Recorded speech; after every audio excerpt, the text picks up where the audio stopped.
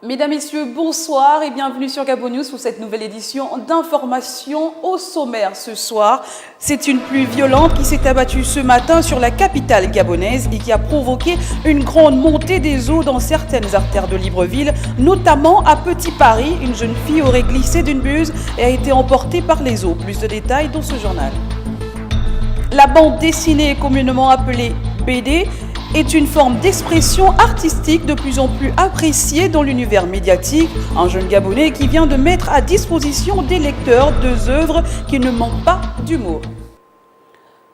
Je vous l'annonçais déjà en titre, c'est le grand retour des pluies. Cette fin de matinée à Libreville, une montée des eaux à certains endroits de la capitale gabonaise a été remarquable. Au collège Immaculée Conception et au boulevard Triomphal Omar Bongo, l'eau a causé de lourdes conséquences. Le récit de Kenyon Gori et Wildy Ologo.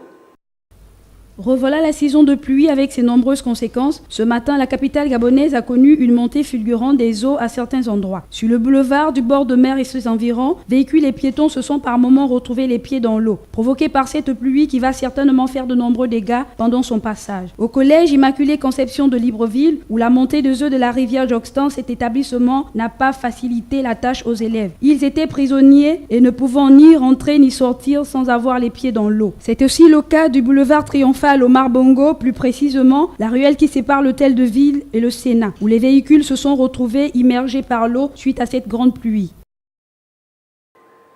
Probablement deux disparus après la pluie qui s'est abattue sur Libreville ce jour. Au quartier Petit Paris, dans le 3e arrondissement de Libreville, une jeune fille a été emportée par le courant qui a traversé le canal, jouxtant les résidences dans ce quartier. Et un peu plus loin, selon nos sources, un enfant de 3 ans est lui aussi porté disparu. Aucun des deux corps n'a été retrouvé jusqu'à présent. Le récit des faits avec Kenyon Gori et Marvin Biril. C'est sur l'un de ces ponts de fortune que la jeune Nana, comme on l'appelait affectueusement dans son quartier, a tenté l'impossible traversée. Aux alentours de 11h, alors qu'une pluie torrentielle s'abattait sur Libreville, capitale du Gabon, la jeune fille, sans apercevoir le fond de cette rivière et les installations sur lesquelles elle essaie de traverser, prend le risque de défier ce courant qui traverse le secteur. Envahi par la montée des eaux de pluie, le pont sur lequel cette jeune fille tentait de rallier l'autre bord a été emporté en même temps que celle-ci dans le canal. Une traversée qui a tourné court et viré au drame. L'histoire a commencé, c'est une jeune fille de notre quartier âgée de 14 à 16 ans. Voilà. Comme elle travaille au petit magasin qui est juste à côté, elle est d'abord venue se changer une première fois, elle est passée par ici. Mais avec la grande pluie qu'il y avait une pression d'eau qui recouvrait toute la surface là. Donc en passant, elle n'a pas fait attention, elle est bien passée la première fois, elle est partie se changer chez elle. Maintenant, en revenant pour retourner à son lieu de travail, elle n'a pas aperçu le trou là, comme l'eau recouvrait toute la surface là. Donc elle a perdu l'équilibre en mettant le pied dans le trou et la pression lui a emmené. On a essayé de chercher, essayé d'appeler les autorités, ils sont venus sur le terrain. C'est ça qu'on pouvait faire pour l'instant. Quand on n'a pas encore été trouvé, on a essayé de parcourir tout le chemin là jusqu'au canal. Nous sommes même rentrés jusqu'à dans les canals. Les canals sont juste là à côté, mais on n'a pas encore trouvé le corps. Nous sommes même partis jusqu'au bord des mers, jusqu'à la fin des canals là. On n'a rien trouvé.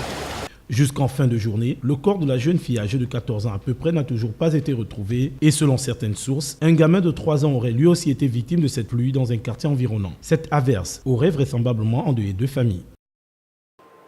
Elle devient très prisée et prend davantage la place dans l'univers médiatique. La bande dessinée continue de séduire les artistes comme ce jeune Gabonais qui vient de soumettre à la critique des lecteurs 2 œuvres de bande dessinée qui dépeignent la société gabonaise et bien d'autres. Patrick Charfery, Marvin Biril sont allés à la rencontre de cet artiste.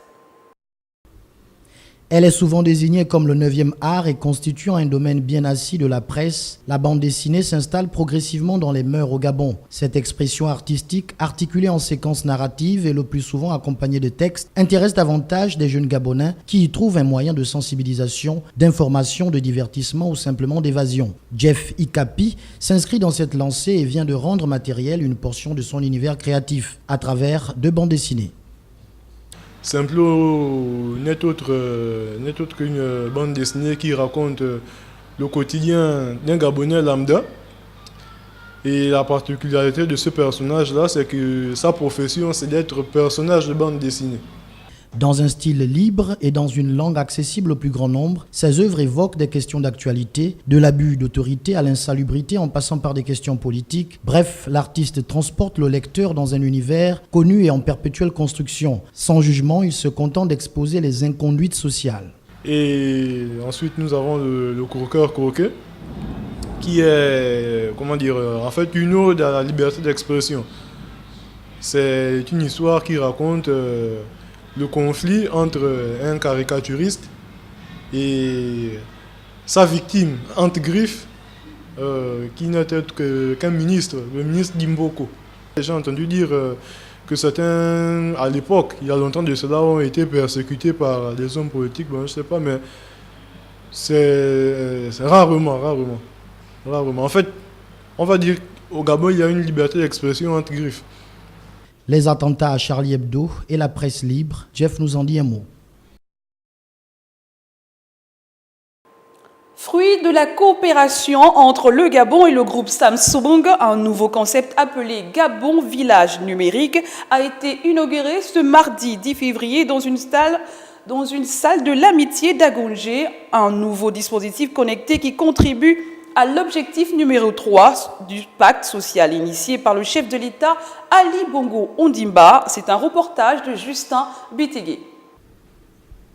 Réduire les inégalités d'accès aux services publics de base dans les secteurs de la santé et de l'éducation dans les zones défavorisées des villes mais aussi des villages. Un concept a été matérialisé grâce à la coopération Gabon-Samsung sous le concept Gabon Village Numérique. Le module que vous avez a plusieurs fonctions et plusieurs avantages, particulièrement pour les populations rurales. Ces populations rencontrent des difficultés d'accès à l'éducation, à la santé, pour ne prendre que ces deux secteurs-là. Et ce module qui a été présenté aujourd'hui, donc le village numérique, permettra aux populations rurales, sans grands efforts de déplacement, d'accéder à travers les outils qui seront mis à leur disposition, d'accéder aux soins médicaux et à leurs enfants de pouvoir apprendre, aller à l'école dans des conditions appropriées. Ce sont là deux avantages qu'il est indiqué de souligner parce que ça permet de réduire la fracture numérique qu'on a tant décriée en cette période où le numérique prend le dessus sur tout. Au cours de cette inauguration officielle, la présentation schématique de ce concept a été faite à l'assistance. Mon village numérique est une plateforme de M-Service. Quand on parle de M, cela nous renvoie au mobile. Mobile Service, tout simplement parce que la plateforme s'adresse avant tout aux zones rurales. C'est pour les Gabonais vivant dans ces zones, les Gabonais économiquement faibles et les Gabonais qui vont partir de la ville pour les zones rurales dans le cadre du programme GRED. Nous notons que parmi ces services qui seront opérationnels au Gabon Village Numérique, il y a le paiement des prestations familiales, l'aide sociale aux populations des zones rurales et le transfert d'argent. Refermons ce journal à présent avec cette page sport. L'association Basketball Academy, promoteur des sports études, avec une discipline cible, le basketball, a présenté ce mercredi 11 février 2015 dans un hôtel de la place son mini-championnat dédié aux plus jeunes, dénommé Bac League. Une Bac League, j'y arrive, un championnat qui a pour objectif de fédérer la jeunesse librevilloise autour de rencontres sportives. Voyons tout cela avec Marvin Péril. Dans le but d'offrir aux jeunes de Libreville et ses environs une activité saine, épanouissante et ludique, développer chez eux la culture du sport, le dynamisme et l'esprit d'équipe, Basketball Academy crée la Bac League. Un mini-championnat regroupant 8 équipes de jeunes scolarisés âgés de 8 à 15 ans, dont 6 équipes masculines et 2 féminines.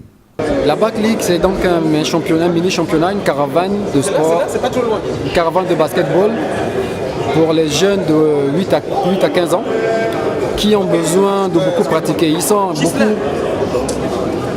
beaucoup ont envie de pratiquer du basketball, mais il manque un peu de compétition. Donc nous avons créé cette caravane pour cette tranche d'âge parce que on pense qu'au basketball, on a besoin de formation. On a des jeunes coachs qui ont des jeunes qui n'attendent que ça. Une occasion pour les plus jeunes de se retrouver et de partager ensemble leur passion. Le basket pour les petites catégories est un jeu, c'est-à-dire qu'il doit être pour les enfants un amusement, une distraction, une envie de découvrir le véritable basketball, un plaisir de s'initier au sport en général. Créer une émulation chez les jeunes, avec pour élément fédérateur le basketball, sera certainement le résultat de ce mini-championnat qui démarre le 21 février 2015 et va durer 3 mois. Voilà, c'est tout pour ce journal. Merci à vous de l'avoir regardé. L'info se poursuit sur www.gabonnews.com. Je vous souhaite à tous une très belle soirée et à demain.